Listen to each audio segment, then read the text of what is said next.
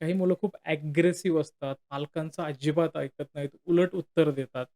मग अशा पालकांनी तो मुलगा शांत होण्यासाठी काय केलं पाहिजे? मुलांना ना ओंकाराची सवय लावायची. रोज 11 ओके. वेळेस ओंकार म्हणायचा. हं. त्यांनी आपले नर्व्ह शांत होऊन मुलं शांत व्हायला लागतात.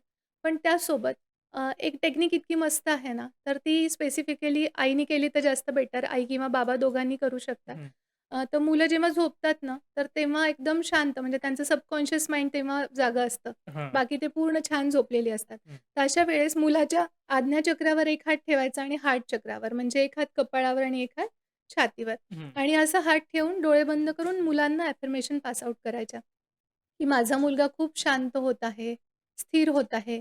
त्याच्यामधील मोबाईल पाहण्याचं ॲडिक्शन निघून जात आहे.